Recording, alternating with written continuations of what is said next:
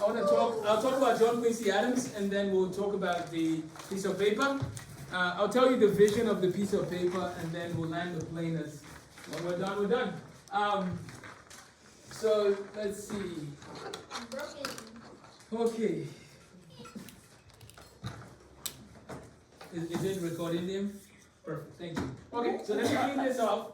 So one idea, Liam, I have, is imagine if this was just sort of like Eddie Wu. I don't know if you know Eddie Wu on YouTube. Who's Eddie Wu? He's a math teacher. He's a math teacher in Australia. And what he did in his classroom is he has a permanent camera.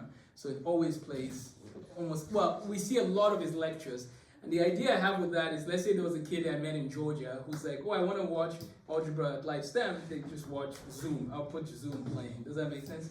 And so I don't know if this is a practical solution, but I think it works. So it covers the board, right? So then I didn't know if the audio sounded pretty good, but I don't know if we need to use that. We'll see. Okay, so what I want to do here, let's see, it's about 2:30. Let's take about 10 minutes and just wrap our minds around this concept here of inspirational mathematics. We did this. This was just a review of area and perimeter. Let's clean that off. And one of the things I've been learning also is that when people are in middle school or early high school, they don't always have the faculty to learn how to think about vision casting because they're so young.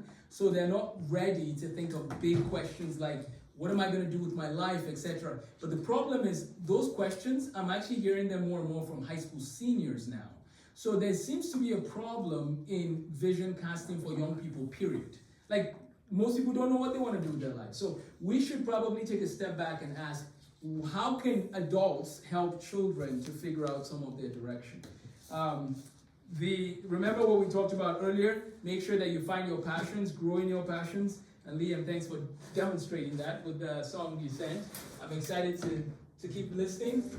So whatever your passions are, make sure you're investing in your passions. Because you only have one life.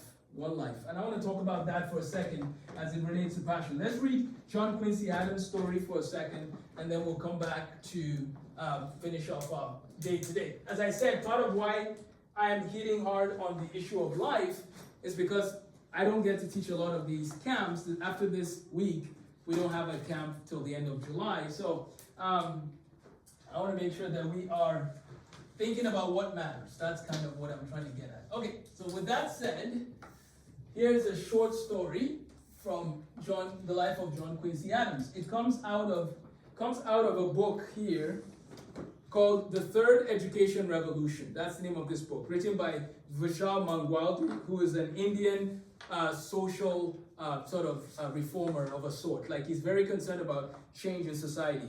He said, the education of America's sixth president, John Quincy Adams, provides a great example. And actually, give me 1 second. I'm going to go back a couple of pages here. Each of the chapters is written by, specific people. This one is written by Stephen McDowell, I believe. Stephen McDowell, sorry.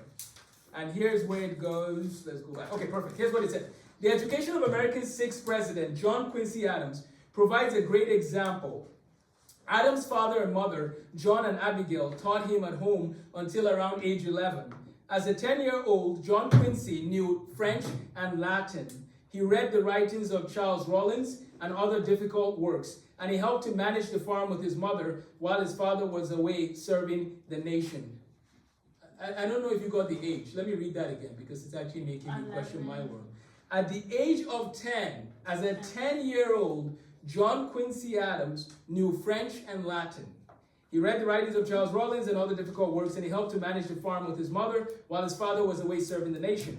Letters from John Quincy to his father at this time reveal the level of literacy and reasoning skills his parents imparted to him. In one letter he wrote, I wish, sir, you would give me some instructions with regard to my time and advise me how to proportion my studies and my play in writing, and I will keep them by me and endeavor to follow them. This is like 1800, guys. There was no Netflix. There was no social media. And he's like, can you tell me how to use my time well, Dad? In a letter to his father on June 2nd, 1777, at the age of 10, John Quincy wrote, Sir, if you will be so good as to favor me with a blank book, I will transcribe the most remarkable occurrences I meet in my reading, which will serve to fix them upon my mind. What he's saying is that, will you give me a blank notebook so that I can take notes of the books I'm reading in the blank notebook? This is in 1777. At the age of 11, John Quincy traveled with his father to France. Yet Abigail used her letters to continue the education she had so well begun at their home in Braintree, Massachusetts. In June of 1778, she wrote, you are in possession of a naturally good understanding and of spirits unbroken by adversity and untamed with care. Improve your understanding by acquiring useful knowledge and virtue, such as will render you an ornament to society, an honor to your country, and a blessing to your parents. Let me read that again, and then put your name there and put this as part of your mission. She said, you are in possession of a naturally good understanding and of spirits unbroken by adversity and untamed with care. And then she says, improve your understanding by acquiring useful knowledge. How am I acquiring useful knowledge? How are you acquiring useful knowledge? Well, one of the things I need to do is I need to read this book again, or at least go through it. Okay, that's my assignment. And then she says, such as will render you an ornament to society. If someone came to me and said, Amos, are you an ornament to society? If someone came to you and said, are you an ornament to society? What would your answer be? Some of you would be like, well, I'm only 10. Well, are you sweeping the streets that look dirty near your house? Are you washing the dishes with diligence? Are you asking your neighbor, that lady who has a cane and is struggling to walk, if she needs help moving her groceries into her house? Right? Are you an ornament to society? Am I an ornament to society? And then he said, an honor to your country. That part might be a little too big. Like when you think of your country, that's huge. Like, okay, how can I help my country? Well, I just need to do my best in my sphere. But then the last part of what they said is, and blessing to your parents. That part is very practical to those who live at home. Be a blessing to your parents. So his mother told him this, okay? And there's a whole book. This guy here, David McCullough, he actually wrote a whole book. I'll just tell you a few books he's written. He wrote a whole book on 1776, so he's a historian. He wrote a whole book on John Adams. So there's a whole book on John Adams in 1776, if you want to read that. And then he has a whole book on Theodore Roosevelt, right? Mornings on Horseback. And then he has a whole book on the Johnstown flood, the Great Bridge, the path between the seas, Harry Truman. Truman is one of the presidents. We just know what happened in World War II, one thing, but people need to probably read more about Truman. Anyways, that's this guy. So we can read more about John Adams from this guy's writing. Now, notice that it's 1776, 1778 range, they're in France. So the US and France have some relationship happening, right? The French Revolution is about to, well, it's going to kickstart. There's a lot of stuff that is going to happen around this time in 1790 to 1800. Okay, so then the mother says, great learning and superior abilities, should you ever possess them, will be of little value and small estimation unless virtue, honor, truth, and integrity are added to them. Adhere to those religious sentiments and principles which were early instilled into your mind, and remember that you are accountable to your Maker for all your words and actions. John Quincy Adams' mother to him. In the same letter, she encouraged John Quincy to pay attention to the development of his conduct by heeding the instruction of his parents. For, dear as you are to me, I would rather you should have your, dear as you are to me, for dear as you are to me, I would much rather you should have found your grave in the ocean you have crossed than see you an immoral, profligate, or graceless child. I would rather basically not see you, now that's a little extreme, than me seeing you be an immoral child, she says. This home-centered, morality-based education that taught biblical methods of reasoning enabled John Quincy to go on to a remarkable career. When he was 14, he received a United States congressional diplomatic appointment as secretary to the ambassador of the court of Catherine the Great in Russia. He served as foreign ambassador to England, France, Holland, Prussia, and Russia. He was a U.S. Senator, Secretary of State, and the 6th President, after which he served 18 years in the U.S. House of Representatives, during which time he was a leader in the anti-slavery movement. Biblical education produced this man who served his country and the cause of God. So, what can we learn from John Quincy Adams' life? Number one, Education is very important. It's good to know math. It's good to know science. It's good to know stuff. But it's also very good to have virtues. Back in the day, the way that education would work is that people would live with somebody else or they would follow somebody else and they would pick up habits and traits that are good for them from that other person. Unfortunately, education has actually deteriorated pretty bad in the day and age that we live in. What do I mean by this? Around 1890s, so around the 1890s into the 2000s, well actually let's just say into the 1900s, it's interesting that I'm listening to a little podcast that Jordan Peterson is doing with this guy who goes over education history. And around the 1890s, they needed factory workers. So education was basically built around a factory worker model. And we still do that today. We treat people like factory workers. The bell goes off, math, you go sit down, the bell goes off, you move. It's very passive. It's not, people are not driven, they're not taking ownership of their learning. That's the way education ought to be. So that leads us to inspirational mathematics. The education that John Quincy Adams and some of these people received was pretty top-notch, right? A lot of these guys, again, very young, did some amazing things. It's 2023. We have Google. We have the internet. And there's some of us going around saying we don't know how to do certain concepts. Not because we haven't applied our mental aptitude, but because we're lazy, right? So we need to reduce our laziness and increase our time in the matters that matter. I want to draw you a graph and then I'll end with inspirational math. Usually when you're born, you're like 0 years old, right? True or false? True. You start out at 0. Our education system generally is supposed to take you to about 18.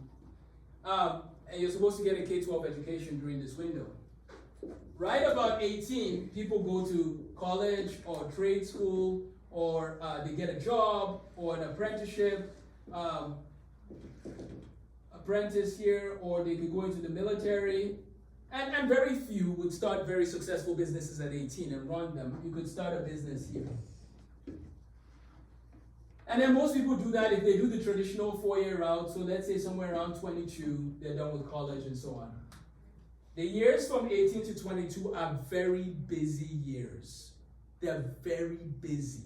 Like if you ever ask a college kid in church, most times pull them aside, hey, how you doing? Are you busy these days? Like during the school year, they're gonna be like, yeah, I'm busy. They're always busy. So this is not the time for certain skills that can be built to be built.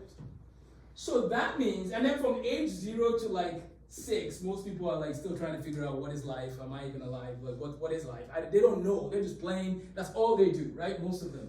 So from age 6 to age 18, right, from 6 to 18, it's about 12 years. I was in 7th grade when I started reading books that mattered. I was in 7th grade.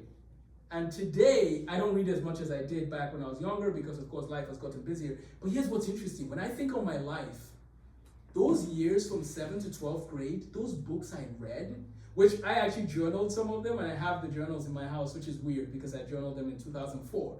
But those books are what influenced the trajectory of my life. Isn't that interesting? What you do in middle school and high school can direct the rest of your life. Isn't that interesting? And yet, most middle schoolers I know are not even serious about life. So then it makes me wonder, we need to rethink what we're doing here so that people have success here. So how do we do that? In our current American math situation, if you were to take, this is the syllabus from 1st grade to 8th grade, okay? I have this. This is all we teach from 1st to 8th grade, the syllabus. So if you were to take everything we teach from 1st to 8th grade, you can do it in 1 year. So if you're here in 7th grade and you're like, oh, my math was terrible in 4th grade, it doesn't matter. Take 1 year and do it well. What do I mean by 1 year? Learn how to add, subtract, multiply, and divide, and do that well. Make sure that you keep refining that skill. Treat math as an endeavor of gradual progress every day, of learning, okay, this is my hole, get better at it and fix it. So, what I've done with Inspirational Math 1 is I took all of this and we're just gonna do it in 1 year, right? Then do your algebra and algebra 2 in 1 year. Then do your geometry and pre-calc if you can in 1 year. That's kind of my vision for that. Why are we trying to condense math and reduce waste? Because I want people to spend these years more productively developing their skills, their talents, their abilities, reading books that matter, so that when they get here, they're not asking, what am I doing with my life, right? Now, it's going to be hard for you guys to think through some of this, not all of you. I'm just saying it's going to be hard for some people. You know why? Because we are so wealthy as a nation. We're so rich, it's kind of intense. We're so rich, we have different forks for different parts of our meal. That's how rich we are as a nation, right? Have you ever been to a buffet where they're like, here's a fork for your salad, here's a fork for your dessert, here's a fork for your main course? Like, we're so rich, guys. It's unbelievable. When I grew up in Nigeria, I never saw someone with more than one piece of meat as the norm in general, ever.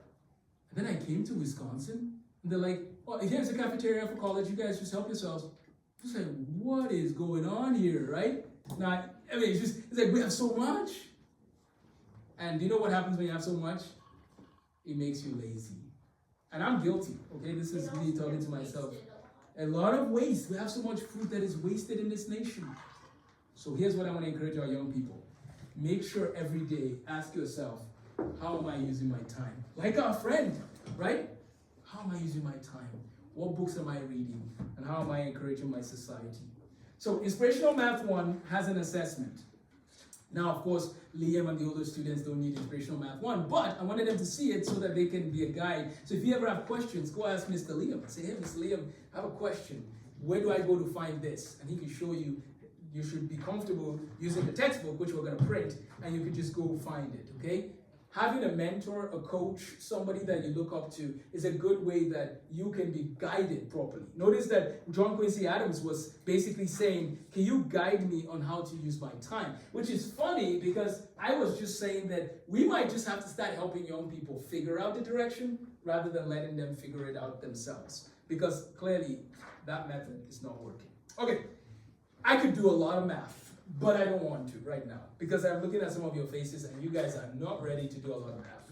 So I'm not going to do a lot of math, even though I'm doing more of the STEM side of the French week. But what I wanted to establish was help you understand what inspirational mathematics is. Now, why is it called inspirational mathematics? Because I wanted to inspire people. I want people to be proactive. Let's write that word down, proactive. I don't want people to be passive. I don't want people to be apathetic. But unfortunately, that tends to happen when we don't put in the effort. So let's go back to our story from the Wright brothers. But before I do that, though, do you have questions? I'm going to take a seat and answer any questions. We can stop that. Sorry, if you can help me. Do you guys have any questions about anything, literally? Again, today's session is a little unique because I'm just